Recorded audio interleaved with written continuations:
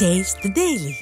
மதுரை மாவட்டம் மேலூர் சுற்றுவட்டார பகுதிகளில் இருந்து மஞ்சள் கோத்துகள் துபாய், சார்ஜா உள்ளிட்ட வெளிநாடுகளுக்கு ஏற்றுமதி செய்யப்பட்டாலும் உள்ளூர் சந்தையில் நிலவும் மந்தமான சூழல் விவசாயிகளை அதிர்ச்சியில் ஆழ்த்தியுள்ளது.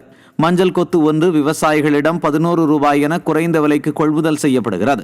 இந்த நிலையில் மஞ்சள் விற்பனை மந்தம் காரணமாக வியாபாரிகள் இன்றி சந்தைகள் வெறிச்சோடி காணப்படுகின்றன. இதனால் அறுவடை செய்த செங்கரும்பு, மஞ்சள் மற்றும் சர்க்கரை வெள்ளை கிழங்குகளை வேறு வழியின்றி விவசாயிகள் சாலை ஓரங்களில் வாகனங்களில் வைத்து விற்பனை செய்து வரும் நிலையில் போதிய லாபம் இன்றி தவிப்பதாக விவசாயிகள் வேதனை தெரிவிக்கின்றனர்.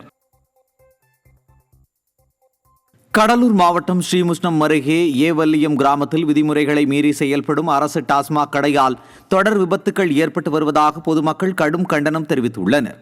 போக்குவரத்து மிகுந்த சாலையில் அமைந்துள்ள டாஸ்மாக் கடையால் இதுவரை 4 பேர் உயிரிழந்துள்ளனர். இக்கடையின் முன்பாக இருசக்கர வாகனங்கள் மோதி 2 படுகாயமடைந்த நிலையில் மக்களின் உயிரை விட அரசுக்கு வருமானம் முக்கியமா என பொதுமக்கள் கேள்வி எழுப்பியுள்ளனர். விபத்துக்களின் மையப்புள்ளியாக திகழும் இந்த டாஸ்மாக் கடையை உடனடியாக அப்புறப்படுத்தாவிட்டால் பெரும் போராட்டம் வெடிக்கும் என விடியாத திமுக அரசுக்கு அப்பகுதி மக்கள் எச்சரிக்கை விடுத்துள்ளனர். சென்னை அடுத்த அம்பத்தூர் கொரட்டூர் பாடி பிரதான சாலையில் திடீரென 5 அடி ஆழத்திற்கு ராட்சத பள்ளம் ஏற்பட்டுள்ளதால் போக்குவரத்து முற்றிலுமாக முடங்கியது. ஆயிரக்கணக்கான வாகனங்கள் மற்றும் ஆவின் பால் லாரிகள் செல்லும் இந்த முக்கிய சாலையில் ஏற்பட்டுள்ள பிளவால் வாகன ஓட்டிகள் பெரும் சிரமத்திற்கு ஆளாகினர்.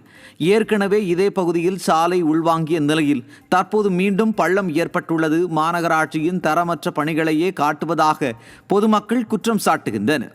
பெரும் உயிரிழப்பு ஏற்படும் முன் சென்னை மாநகராட்சியும் குடிநீர் வாரியமும் இப்பகுதியை முறையாக ஆய்வு செய்து போர்க்கால அடிப்படையில் சீரமைக்க வேண்டும் என திமுக அரசுக்கு கோரிக்கை எழுந்துள்ளது. பொங்கல் பண்டிகையை ஒட்டி சிதம்பரத்தின் ரத வீதிகளில் பொதுமக்கள் கூட்டம் அலைமோதியதால் கடும் போக்குவரத்து நெரிசல் ஏற்பட்டது. போதுமான காவலர்கள் பணியில் இல்லாததால் வாகன ஓட்டிகள் அவதிக்குள்ளான நிலையில் பண்டிகை கால கூட்டத்தை முறைப்படுத்த கூடுதல் போலீசாரை நியமிக்க வேண்டும் என விடியாத திமுக அரசுக்கு பொதுமக்கள் கோரிக்கை விடுத்துள்ளனர். கடலூர் மாவட்டம் காட்டுமன்னார் கோவில் அருகே வீராணம் ஏரிக்கரை சாலையின் தென்பாதி வளைவு தொடர் விபத்துக்களால் மரண வளைவாக மாறி வருகிறது. வாகனங்கள் ஏரிக்குள் விழுவதை தடுக்க பலமான காங்கிரீட் தடுப்புச் சுவர் அமைக்க வேண்டும் என்ற மக்களின் கோரிக்கையை நெடுஞ்சாலைத்துறை அலட்சியப்படுத்தியுள்ளதாக குற்றச்சாட்டு எழுந்துள்ளது.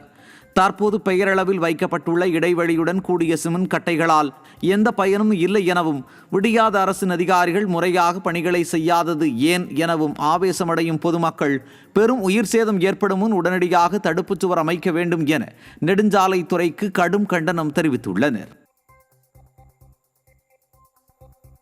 கடலூர் மாவட்டம் புவனகிரி ரோடு பைபாஸ் சாலையில் வாகனம் நிறுத்துவது தொடர்பாக சுற்றுலா பயணிகளுக்கும் உள்ளூர் இளைஞர்களுக்கும் இடையே மோதல் ஏற்பட்ட சம்பவம் பரபரப்பை ஏற்படுத்தியது. ஒசூரில் இருந்து மேல்மருவத்தூர் கோவிலுக்கு வந்த சுற்றுலா பயணிகளுக்கும் உள்ளூர் இளைஞர்களுக்கும் இடையே புவனகிரி ரோடு பைபாஸ் சாலையில் வாகனம் நிறுத்துவது தொடர்பாக வாய் தகராறு ஏற்பட்டு மோதலாக மாறியது பரபரப்பை ஏற்படுத்தியது. விடியாத ஸ்டாலின் அரசின் மாவட்ட நிர்வாகம் முறையான வாகன நிறுத்தத்தை ஏற்படுத்தாததே இதற்கு காரணம் என சுற்றுலா பயணிகள் குற்றம் சாட்டினர்.